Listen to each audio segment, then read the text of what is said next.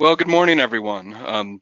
Welcome today to our emergency management webinar series, and today we're going to be talking about some of the new live feeds from the Living Atlas to help you improve situational awareness. My name's Jeff Barani. I'm on the public safety team, and with me today is Dan Pursuit from the Living Atlas team, and a couple things that we want to talk to you about today. One, give an overview of the collection of live feeds. Some of you may be familiar with this already, maybe use this in your existing applications. There's a couple things that are new, and we'll certainly kind of want to highlight that. We'll show some examples of how you can potentially use these, supporting situational awareness, some of the emergency management operation, apps, typical applications that we see emergency management agencies and others use from a command center perspective for having, dashboards that run unattended at the front of your command center, briefing applications to keep people, up to date, and also being able to share information with the public with these same, live feeds. We'll also talk about some what's new. So there's a couple of new live feeds that you may not be aware of. I learned of a couple that I wasn't aware of either, and we'll share some details with you on some of that, today. In addition to leveraging some historic data too. There's been some historic data that's been added to the archive, and Dan will cover that, towards the end of this presentation. And finally, some additional resources, other links, and we'll leave some time for Q&A at the end of the presentation. So a few housekeeping notes as usual. Please use the chat window to ask any questions as we're going through this webinar. We'll try to get to as many questions as we can through the course of the broadcast. If we don't get to your question, we'll follow up with you on email, after the fact. Additionally, the recording for this webinar will be posted online shortly afterwards. We'll provide not only the YouTube recording of the video and audio, as well as the slides and links, afterwards. And you'll get an email with all of that information, shortly to follow as a part of all this. Certainly, we appreciate everyone, joining. We hope everyone's, doing well and holding up okay with all of the events that are going on, in the world today. So we sincerely appreciate you joining us. Before I turn it over to Dan, I just wanted to kind of spend a few minutes, talking about kind of the context of why this is important, and the context from an emergency management perspective in terms of, why live feeds, are important and hopefully valuable to you.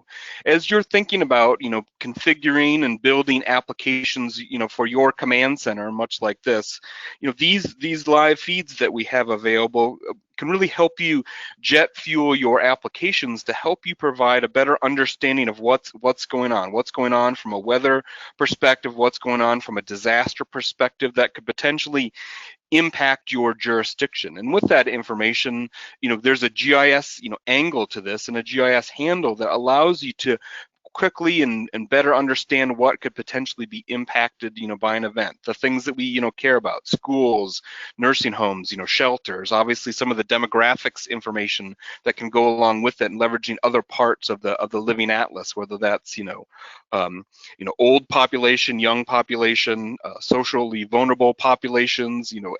Looking at things from a racial equity perspective, certainly as well. So, and this information helps us better act. It helped us inform our actions, more data-driven decisions, to make better decisions in a more effective and quicker way to help alleviate the impacts of natural disasters and other crises. So with that, just wanted to say kind of a few words about the importance, of live feeds. These kind of set of, we like to think of them as almost dial tone services that can help, really augment your work from a situational awareness perspective. So with that, I'm going to turn it over to our main, presenter today, Dan, to take us through a tour of what's in the live feeds, catalog. So take it away, Dan. Thank you. All right, thanks, Jeff. Again, my name's Dan Pursuit, and I'm our content lead for the environment section of Living Atlas, which also includes our near real-time data, the Earth observations data, what we call our live feeds. Now, what I'm going to be talking about today is just the content that Esri provides to the platform. But there's still a lot of other near real-time content that's available from really great organizations like NOAA and NASA and emergency management organizations around the country and around the world. And we're trying to grow that all the time. So if you have questions about how you might contribute content that you think that others could leverage, please get in touch with me after the webinar, and we'll talk about how that you could engage in that process. So the Living Atlas is your go-to place for content in the ArcGIS platform. And when I say content, I mean anything that can be used in your GIS. That could be layers and maps. It could be apps. It could be utilities that might be useful for doing an analysis. We allow our users to contribute that information or that content. We curate that to make sure it's of the highest quality, and then we make it available in ArcGIS Online, in different applications, in ArcGIS Pro, throughout the platform. Again, we're going to be talking mostly about the environment and specifically the Earth observation subgroup or subtopic that's in Living Atlas. But I think, and Jeff mentioned this a minute ago, that the people section is also really critical. And I think the ability to bring information that's contributed from around the world that has to do with demographics and populations at risk, and then merge that with this environmental near real-time information, that's where the real value of this starts to come together. That's really hard to do sometimes, but we're trying to have Living Atlas and allow you to jumpstart that process, to start where other people left off, and to really, as Jeff said, add some jet fuel to your ability to analyze the situation that's happening.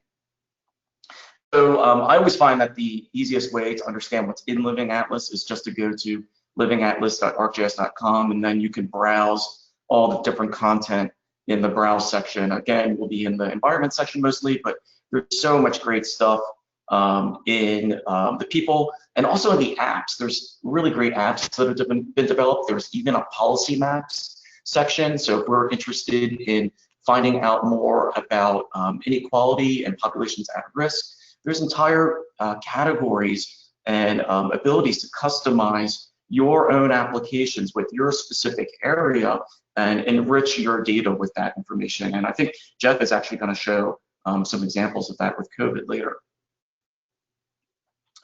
So we mentioned, it's the title of the presentation, live feeds. So what are live feeds? Live feeds is just a term that we use in Esri to describe those near real-time data content that we provide, or information that we provide. It's not, that real-time data, which is something that we think about as a little bit different. That is, without delay, completely streamed in. This is content that's updated every minute, every 5 minutes, every 15 minutes, every month, depending on the latency of the data that is coming from the source. And a lot of times the sources that we'll see, again, are NOAA, NASA, USGS, major government sources, and major academic and NGO sources as well. So the live feeds is a process that we use. It's a code base, it's a methodology to pull data from someplace, process that into some more meaningful information, and then deploy that onto ArcGIS Online. And so that could be a feature service, it could be an image service, it could be a map service, it could be all different types of ways that you might want to distribute that information. But that this code base, this methodology, has not just the routines to script the ingest and the processing, but then also the quality controls. So if something has failed, what exactly went wrong, or if everything is going completely correctly in your data flow and workflows. So it's a very broad category, and we use this for a lot of different things. Most of them are emergency management related, severe weather and disasters, but this could be applied to any kind of discipline. So I'm just going to do a brief overview of what we have as live feeds, specifically for emergency management. For the US specific domain, because we pull a lot of information directly from the National Weather Service that's made freely available for the US, we definitely have a lot of content there. We have some of the bread and butter products like their weather watches and warnings that get updated every couple minutes. The short-term weather warnings that would be, if it's a tornado or major hailstorm or wind event, it's a little bit separate from the weather watches and warnings. Weather watches and warnings include the short-term ones, but the short-term ones are just a subset of those real specific types of events. We have the storm reports from the Storm Prediction Center, the National Water Model, which provides 18-hour and 10-day forecasts of river and stream flooding in the United States. And we have that both as the actual flow amount in the stream reach, or the anomaly. Is it how much above normal is it for each particular stream reach or river section? And of course, we have the current wildfires that was just updated this past month as NIPSI replaced some of the geomap data that everybody's probably familiar with. And we have Drought Monitor. We also have a series of weather model forecasts from the National Weather Service, including wind speed and wind gusts, the wind direction, precipitation, snowfall, ice, and smoke concentration. For the globe, I'm kind of excited because we've added a lot of global content. Before, Live Feeds was very US specific just because of that content coming from NOAA, but we've really been able to add some new and really important global content pieces into Living Atlas. So of course we have hurricane and cyclone and typhoon tracking from NOAA and the Joint Typhoon Warning Center that is global in nature. We have both VIIRS and MODIS thermal hotspots. VIIRS is a huge improvement over MODIS. It's the current, the follow-on sensor. It's basically 9 times the resolution. So when you want to compare the information, the spatial information that you get from potential hotspots and fire activity, it's really a game changer. Of course, we have the earthquakes and live stream gauges. We're adding more live stream gauges all the time. That's part of our community maps programs. So if you're international and you know that there are live stream or stream gauge networks affiliated with your country, whether it's the government or an NGO or an academic institution, you can contribute those, and we'll include them into the global maps. Just like the National Water Model, we have a new global stream and river forecast model called GeoGlows that's made available as part of the Group on Earth Observations, and ECMWF, Brigham Young, Microsoft, and Esri, we partner together to bring this to you. So that is very much like the National Water Model, but it's for the globe. A little bit less detailed just because it is global, but that's something that Geo and all those partners are working on. Current weather stations, that is station observations basically around airports around the world, what is happening right now with about 11 different variables, and also coastal buoys. We have a new layer, current air quality. We'll talk about that later. And another one that's hot off the presses, just launched last week, which is an anti-shipping activity. This is what I like to call piracy. So where are piracy events happening around the world?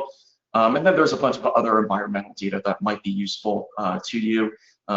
We won't go over that today in too much detail. One of the big things that we want to communicate is that we've done a lot of work over this last year in upgrading the live feeds, especially the point and feature versions that we've talked about here, those non-environmental ones. If you were at UC last year at the the Public Safety Summit, National Security and Public Safety Summit, we talked about this new collection that's made available. And we're really excited about this. We've removed subscriptions from these new versions of all of our services. They scale better. They have better performance in the cloud. They update automatically. You can use Arcade and better control the symbology of them. Maybe you want to customize some kind of attribute on them. And they work better in things like dashboards. They are using our hosted feature service technology, so they're hosted in the Esri cloud as opposed to a separate ArcGIS server that Living Atlas might run. And so you'll find a whole lot more performance, and we want you to make sure that the maps that you're using or the layers that you're using are leveraging these newer versions of all of these different services. The old services that are still around, they're functional if they're in your maps, they will be retired at the end of this year. So we really want to do a push to make sure that everybody is using the most up-to-date versions of our content. So just for you people in the back of the room, the old layers will disappear. They will no longer be active after this year. So all of that content, make sure you talk to your GISP in your organization and make sure that you're migrating all your layers over to these newer versions. How do you know which one you're using? Well, this is an example of the USA current wildfires that we launched earlier in May. You'll see that the top one is the new one. It says that it's a feature layer from Esri Live Feeds. It's in the Living Atlas. And those are two key things. There are going to be feature layers as opposed to the map image layers previously, and that these are available in Living Atlas. You won't find the old ones in Living Atlas. But again, they are still active in ArcGIS Online. You'll see that the older ones, they have a subscriber. Again, we've removed that, so you don't have to have a login. Anybody can access these layers. Doesn't matter if you have an Esri account or not, or an ArcGIS Online account.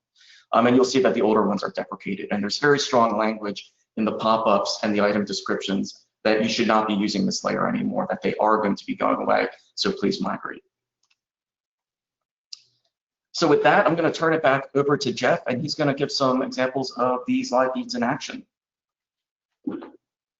Great, thanks, Dan. So before I kind of get into some of the demos, I want to kind of put this in context. So as we've talked about in previous emergency management webinars, we've talked about the emergency management operations, set of apps. These are a set of solution templates that you can download and configure from solutions.arcgis.com, or you can get help from our services group in certainly configuring these. But these really represent the typical type of uses that we see from an operations perspective in emergency management and other kind of command and control organizations. The ability to maintain situation awareness, and the live feeds are great fuel for these applications, and we'll show that in a sec.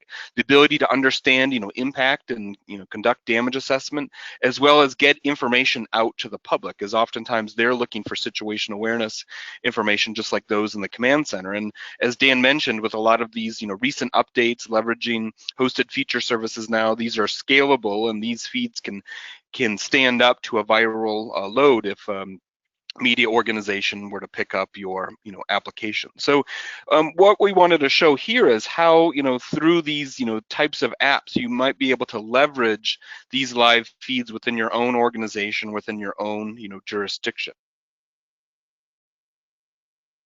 The first example that we wanted to look at here is from Tropical Storm Cristobal from over the weekend. So here we see in the situation awareness viewer, we've got the hurricane live feeds configured as a part of the app. Here in the info summary widget, up on the top right, we can simply select the tropical storm from the list.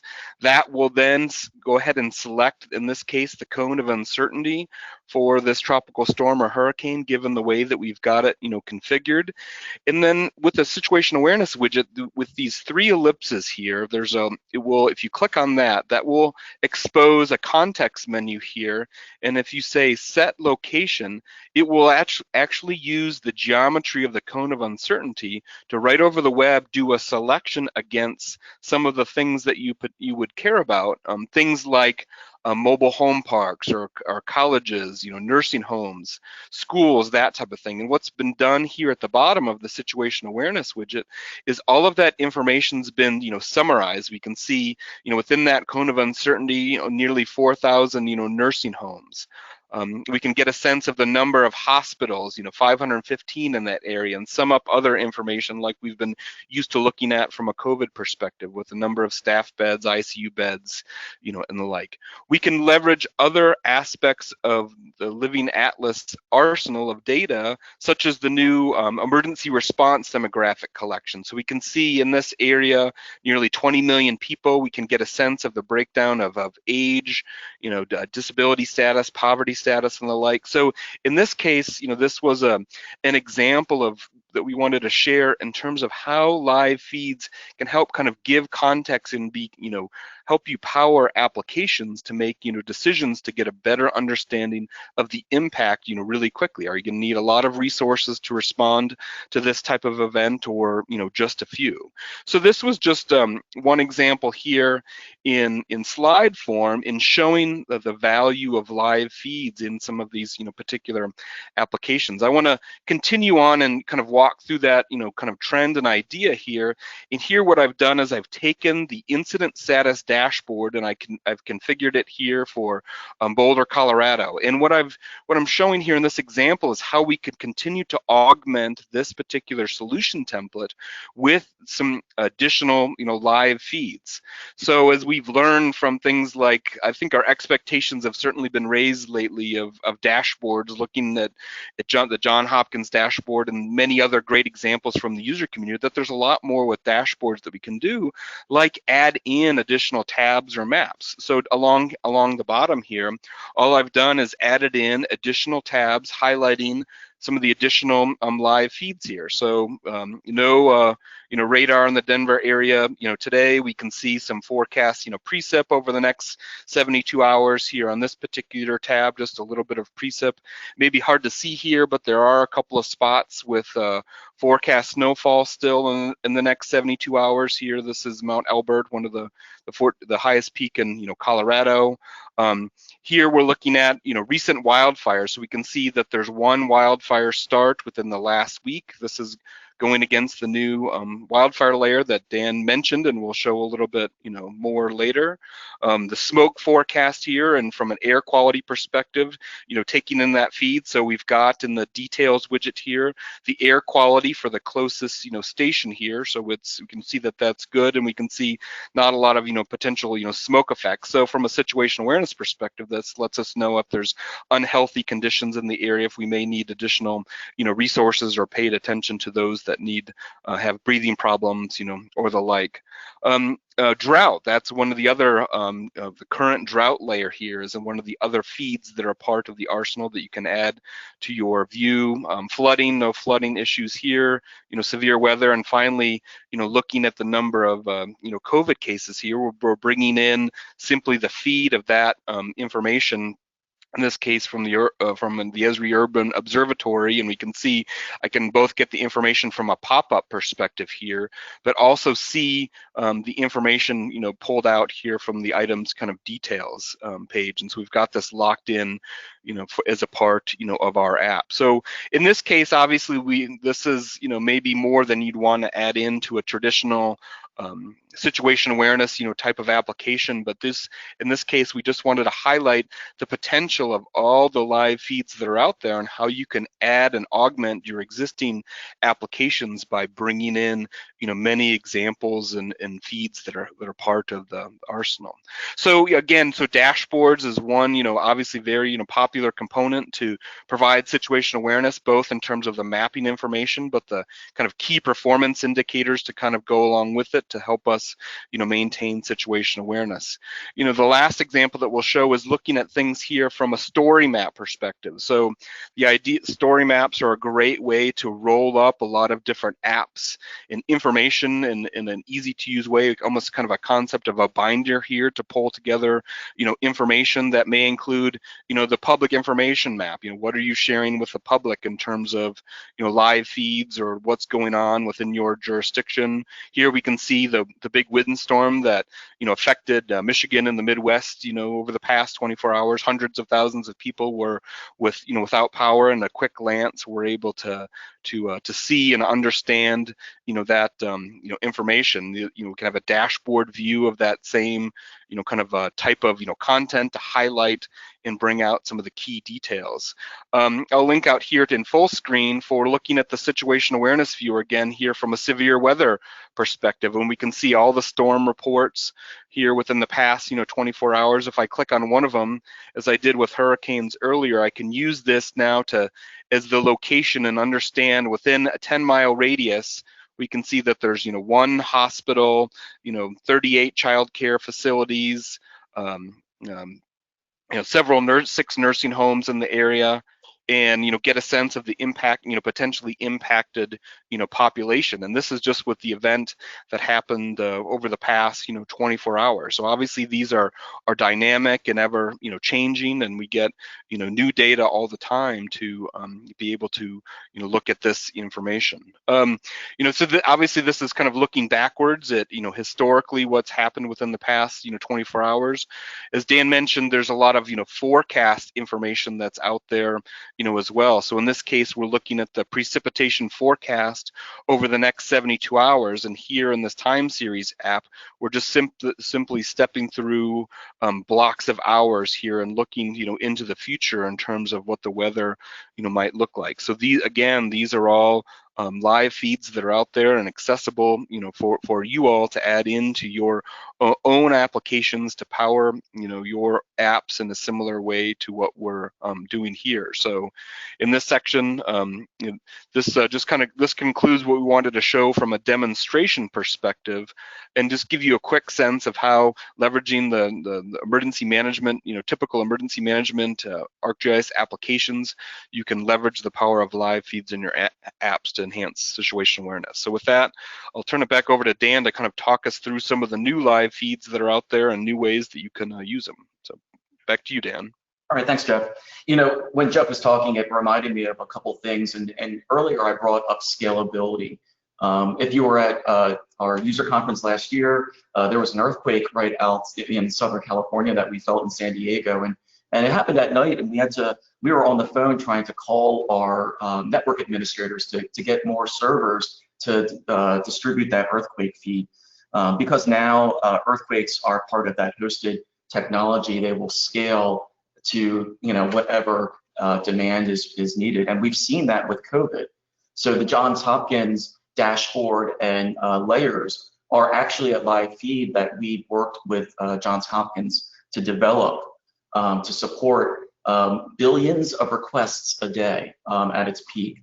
We get millions of requests a second on COVID-19 cases. So this technology is what's powering COVID layers is the same thing that's powering all these other emergency management layers. The other thing that I was thinking as Jeff was showing these awesome dashboards is if you start building a really great dashboard or application that starts to consume these things that you think other people would be interested in, you can contribute those apps and those dashboards and those story maps to Living Atlas. So now another organization doesn't have to build one. Maybe they just focus the area that they're looking at to be their city or their county or their state. So two great things. Thanks for that, Jeff. So right now I'm going to talk about some of the new content that we have in Living Atlas, and this is just a highlight of some of them specific to emergency management. So first I wanted to start off with the fact that, as we improve the technology, we're also trying to improve the way that we visualize the information. So a lot of improved cartography. We've had changes in some of the style of our layers. We have a new cartographer on my team who came from CAL FIRE. She was a GISP at CAL FIRE. And so she brings in a really great sense of how you would want to use this map operationally, so that really the important details are communicated. So we also have some really great pop-ups that are leveraging Arcade and the symbology that's leveraging Arcade. Again, the things that you can do with this new hosted feature service technology. And it also allows you to customize it to the way that you want to see or convey that information. Just started hurricane season, last week. There's a new app that we launched about a year ago, the Hurricane Aware, just making people aware that this counts. So here we have a demonstration of Irma coming through, and we see the tracking of the information. But kind of getting to what Jeff was showing earlier, we can build these applications that bring in other information from Living Atlas. So by clicking area, you automatically get the precipitation and wind forecast for that area. That's deriving just from the live feed or being pulled in from the live feed. And then again, like Jeff was showing, you can also pull in demographic information. So how many people speak English in that area? How are you going to communicate that you might need to evacuate or take whatever precautions are needed? You can really start to dive into the really rich demographic data that's available, especially for the United States, and combine those. The code that all of our apps in Living Atlas that we built, the code is available on GitHub. So if you want to customize this to be some other demographic piece, or bring in another, modify this so it's not the hurricane map, but it's the snowfall forecast map, if that's your region, or tornadoes, if that's the thing that impacts your area, or wildfires, that this could be easily configured to support that. So next I want to talk about some of the new layers that I mentioned before. So I did mention the VIIRS, thermal, hotspots, and fire activity. So this is a big improvement, not just in the satellite technology, but also the service that we're providing. The older version, the MODIS, the NASA MODIS fire detections, that's been around for years. It's a 24-hour archive, rolling archive. It's going to stay around. We have no plans to retire that layer, but we've just added this new one from NOAA.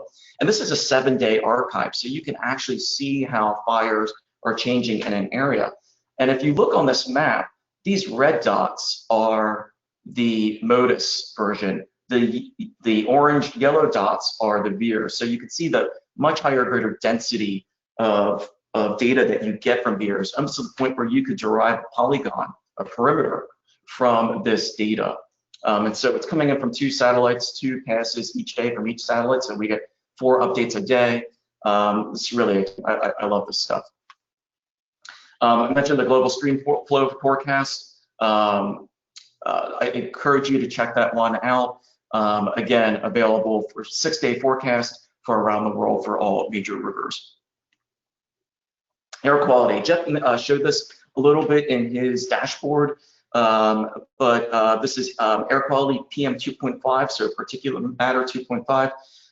So this is 1/2 of most air quality measurements. We also have ozone, low-level ozone, that's not taken into account here, but this is the particulate matter, the ash from a fire, or any kind of pollution that might affect lungs and breathing capacity. So this is a really great layer that updates every hour from OpenAQ, which kind of like our stream gauge network is bringing in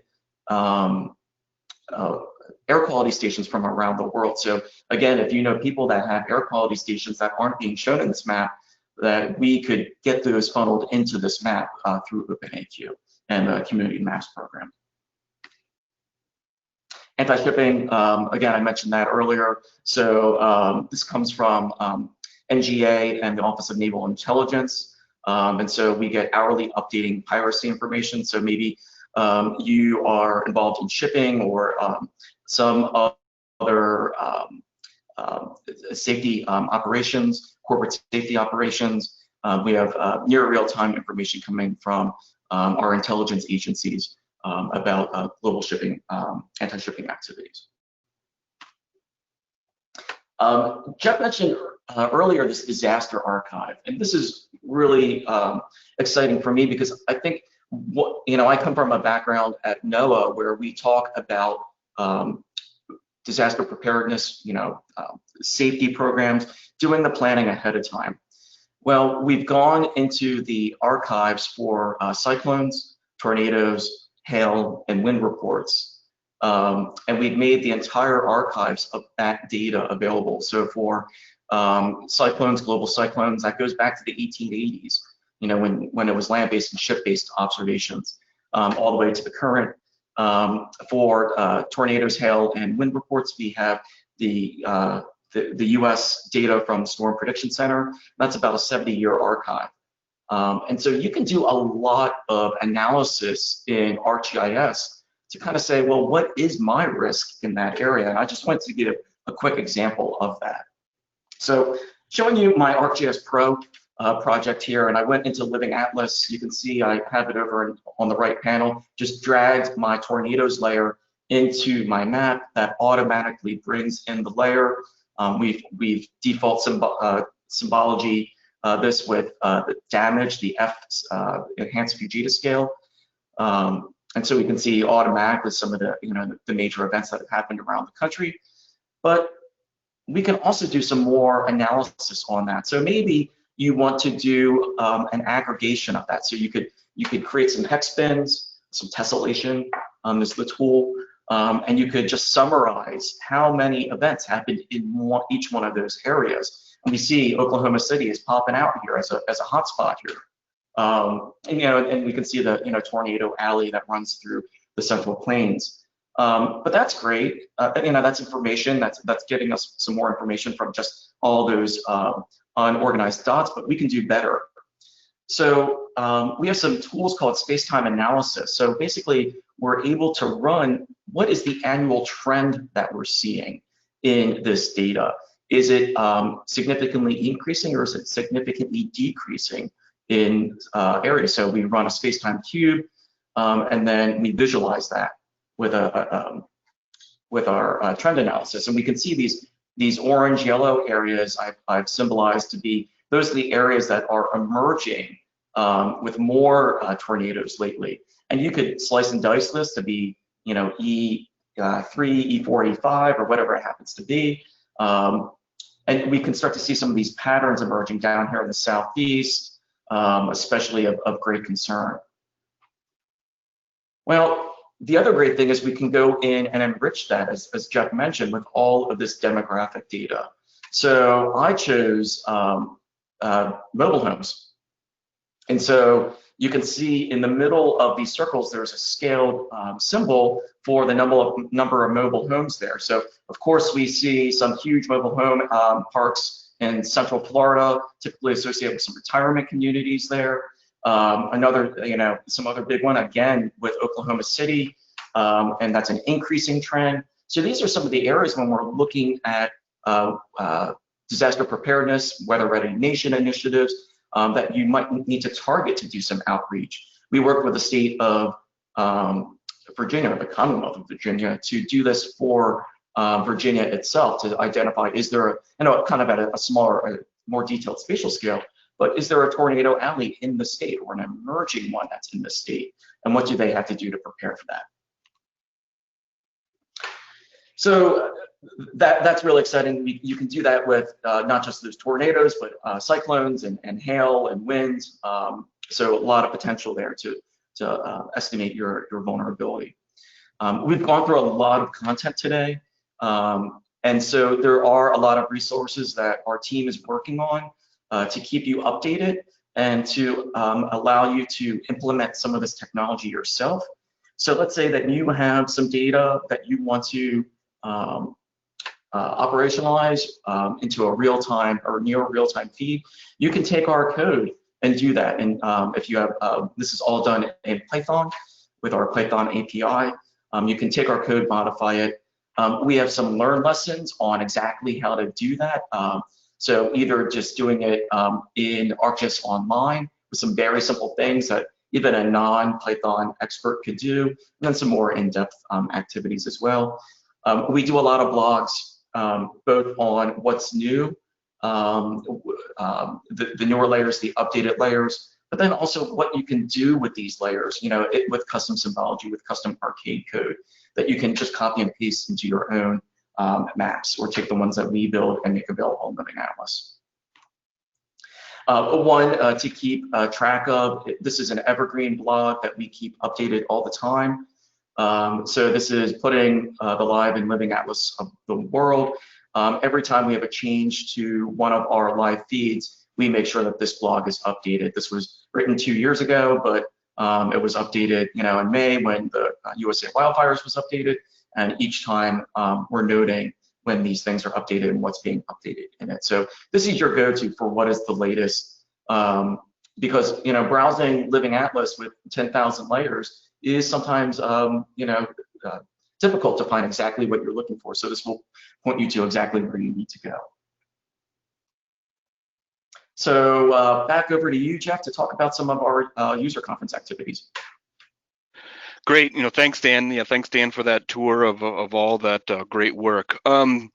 Before we close out today, we just wanted to, say a few words about the user conference. Obviously, unfortunately, we can't be together, in person this year, but we are certainly excited to bring you some great content and experience, in a virtual way. So the next set of slides just kind of highlight some of the key content that you might be, interested in. As you prepare and look at, exploring the digital agenda that's there.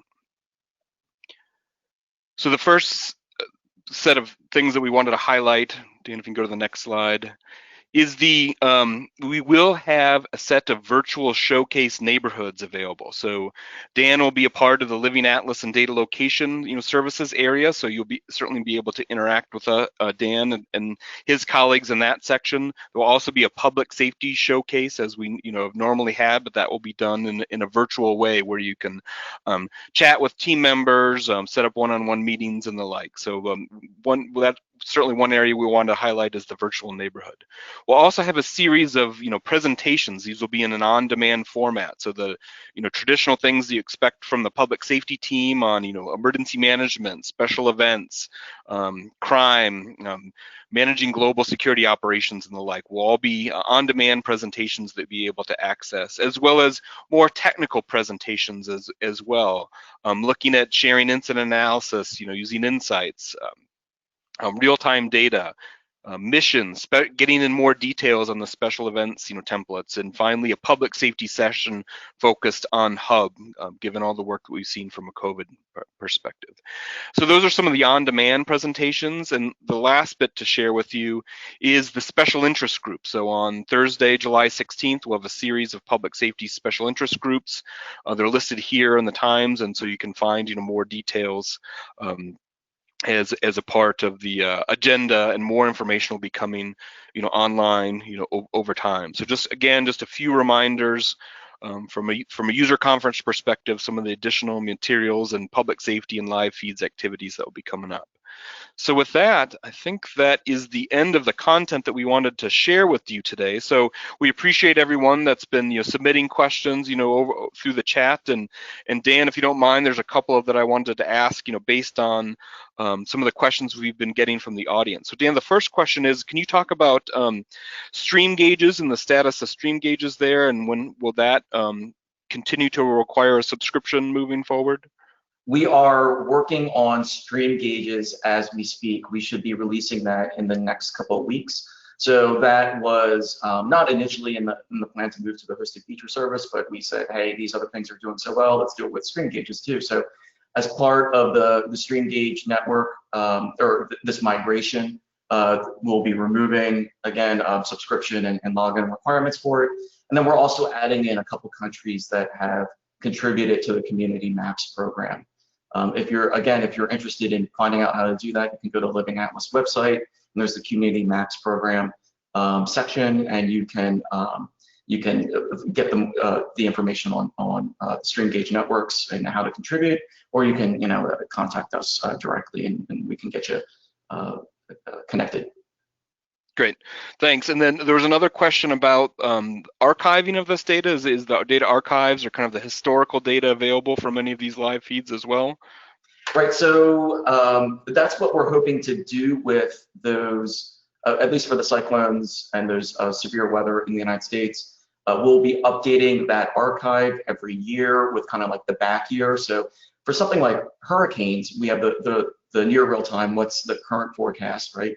And then we have the recent layer, which is that is what's happened in the last calendar year. And then anything older than that, we're going to try to roll into that archive. Other things like storm, reports and things like that, we don't have an archive of. But we are working with NOAA. I'm very involved in working with them to really up a lot of their GIS web services. And so hopefully those kinds of things will be just available from either NOAA's Storm Prediction Center or the NCEI, their data centers that kind of archive all the information. Great. No, thanks, Dan. Can you also talk about, there's a couple of questions about the coverage, forest fires, for example, weather warnings and watches, kind of US versus the rest of the world. What about Canada? So there's a couple questions in the chat about availability of data, if you can spend a few minutes talking about that. Yes. So one great thing about the way that the U.S. government handles data is everything is open. And of course we have such close relationships with NOAA, USGS, and NASA, and EPA, some of the big federal agencies that they're a lot of times letting us know where things are, and we work with them very closely on trying to make some of their very best content available. When you move out into other countries, data access is not always the same. So weather models in Europe are not just freely available like they are in the United States. So those kinds of access things are a little bit more difficult, or those kind of more tailored products like weather watches and warnings, where there isn't a weather forecast office in every region of the country. And so we're also working with them as part of that community of contribution to get those different groups to contribute their products into Living Atlas. And that's just an ongoing effort that we have. So again, if you know people that might have a resource, either to let them know that this is available, or to let us know, and we can do that. We can reach out to them and say, hey, what would it take to get you to contribute that information into Living Atlas? Was there anything that was more specific of area of extent? I think that was one part of the question.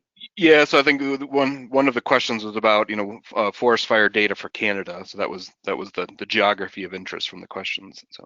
Right. Yeah. So that's again one of the product that we have is coming just from NIFC, and we've not talked about bringing in Canadian data if that is available. There are some individual states and provinces in Canada that are contributing individual fire data in, but that's a case-by-case basis. Okay, great. And maybe this will just be our last question, Dan, but there's a question about, are any special licenses needed to gain access to the data in the Living Atlas? No, well, so the one thing is to go to the Living Atlas and look at the item description. If it says subscriber on it, then you need an ArcGIS login to view it. Now, that doesn't, so if you take that layer and build it into an application, you can embed your credentials into that application so that anybody else can view that app that you make publicly available, either to the general public or in your organization. If that subscriber tag is not shown on the item, then that is a publicly available service. Just like anybody walking down the street could use that, either in our platform or in any platform. And so we are doing this. We have a lot of critical information that's available, and we know that some people are using open source applications, and that it is perfectly fine from our perspective to leverage our information that's coming from ArcGIS Online for those types of applications. Of course, things will always work better in the ArcGIS platform, and it will be easier to deploy. Great.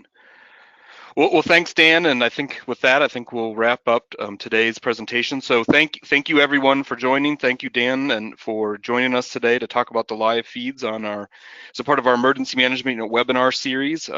We hope to interact with many of you here at the virtual user conference here in a couple of weeks. We will have another emergency management webcast later on this fall. Scheduling still kind of to be determined. So with that, thank you again for attending. We hope everyone stays well, stays healthy, and we look forward to seeing you soon. Thank you very much.